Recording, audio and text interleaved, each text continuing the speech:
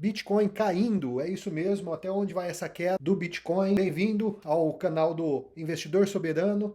Eu vou, a pedido de alguns alunos aí de análise gráfica de um outro curso que eu tenho, eu vou fazer aqui um estudo aberto sobre o Bitcoin, mostrando aqui sobre as possibilidades de queda ou de alta do Bitcoin e as possibilidades do que, na minha opinião, vai acontecer. E eu vou tentar mostrar para vocês aqui os cenários mais prováveis. Quer receber mais conteúdos como esse, análise gráfica, eu posso fazer análise aí sobre pedidos.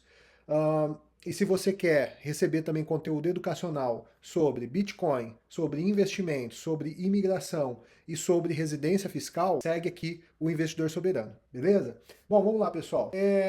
Eu abri aqui o gráfico do Bitcoin, ele está exatamente da forma que eu deixei ele quando eu fiz os meus estudos.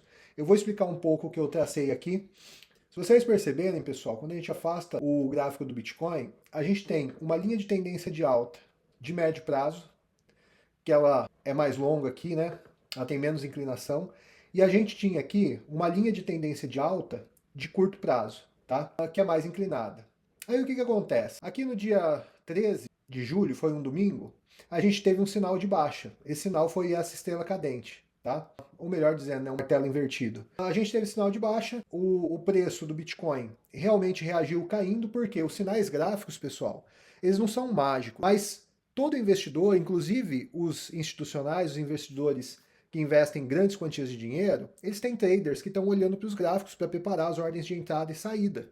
Tá? Então acaba que um sinal, ele acaba surtindo efeito no mercado. Todo mundo olha para os mesmos sinais. Então o preço começou a cair. Tá?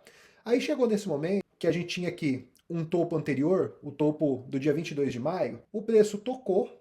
E veja, quando a gente tem topo anterior, a gente tem suporte. Então o preço veio aqui no suporte do dia 22 de maio e segurou e começou a subir. Quando começou a subir, o que eu entendi é que ele poderia estar formando um pivô para voltar a cair e testar de novo o suporte.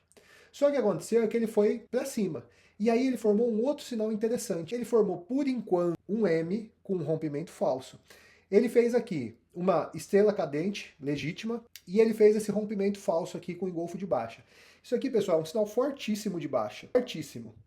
Então, nesse momento que a gente tem, é pela terceira, quarta vez o preço testando o suporte de novo. Perceba aqui que ontem ele até fez um rompimento falso, voltou. Então, a região de luta. Quais são os cenários possíveis que a gente tem aqui? Por enquanto, que a gente tem uma inclinação de baixa, tá? Mas para a baixa realmente acontecer e acelerar, teria que perder em fechamento esse topo anterior. Ou seja, teria que perder em fechamento de dia os 111.844 dólares, tá? Aí se isso acontecesse, a gente podia ter uma queda mais acentuada, talvez para vir buscar a linha de tendência de alta para médio prazo, tá? Que, sei lá, poderia tocar ao longo das próximas semanas 95 a 97 mil dólares. Esse é um cenário, eu acho que seria o pior cenário em termos de preço, melhor para quem está comprando e acumulando Bitcoin, porque teria a chance de comprar mais barato. Para quem está fazendo trade e está comprado, por exemplo, isso aqui seria o pior cenário em termos de queda. Mas um outro movimento que eu acho que é possível acontecer, pensando em experiência, e esse cenário poderia sugerir uma queda mais longa, seria a gente ter a formação de um ombro cabeça-ombro. O ombro cabeça-ombro ele é um sinal muito mais forte. Eu vou manter o estudo original, mas eu vou traçar aqui o ombro cabeça-ombro para vocês verem. O ombro cabeça-ombro ele é um sinal de baixa muito grande, muito forte, e ele formaria como, né? A gente teve aqui topo, outro topo mais alto, e a gente poderia ter a formação de um outro topo no mesmo nível do primeiro, aqui mais ou menos, tá? E aí a gente teria um sinal de baixa mais forte, tá? O cenário do Bitcoin ele é um pouco complicado de análise agora, porque, veja bem, se a gente tiver aqui esse cenário do ombro cabeça a ombro, ele aconteceria se a gente tivesse o preço vindo, tocando aqui de novo, e daí se inclinando para baixo, tá? Porém, e aí, se isso acontecesse, a gente poderia ter o preço buscando aqui a região dos 95, 96 mil dólares, tá? É uma possibilidade. Porém, a gente tem um cenário diferente agora no Bitcoin, que é, pela primeira vez na história do Bitcoin, que não é uma história longa, mas pela primeira vez a gente tem grandes investidores, investidores institucionais comprando. A gente tem os ETFs injetando bilhões de dólares na compra dos Bitcoins. A gente tem governos, né, negociando a possibilidade de ter reservas estratégicas. A gente tem grandes companhias entesourando bitcoins, ou seja, comprando bitcoins para pôr na tesouraria.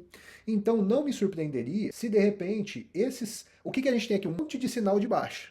Se você olhar por gráfico, olhar puramente o gráfico sem olhar os fundamentos do Bitcoin, o que a gente tem é um cenário de baixa, tá? Muito forte. Porém, a gente não pode deixar de cogitar a possibilidade desses sinais de baixa falharem e a gente ter uma alta muito forte.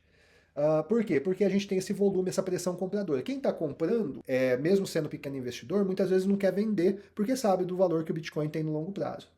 E quem é trader ou gestor de empresa ou grande fundo que está comprando Bitcoin, está colocando pressão compradora. Então, onde que é a zona de definição aqui? Enquanto o Bitcoin trabalhar entre os 111.700 e os 122 mil pontos, ele vai estar numa zona de indecisão ainda trabalhando esses sinais de baixa, tá?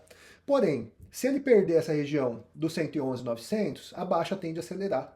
E aí a gente tem a chance de repente comprar Bitcoin aí na casa dos 95, 96, abaixo de 100 mil dólares. Se a gente tiver um rompimento forte, em fechamento dos 122 mil dólares, aí provavelmente a gente vai ter uma continuidade da alta desse momento aí de euforia com o Bitcoin. Beleza? Então, pessoal, se vocês tiverem dúvidas sobre esses estudos, podem deixar nos comentários. Eu não tenho problema nenhum de gravar outro estudo desse, tá? E quem quiser seguir os conteúdos, não perder nada, se inscreve aí ou segue, dependendo da rede social que você estiver assistindo. Beleza? Bora!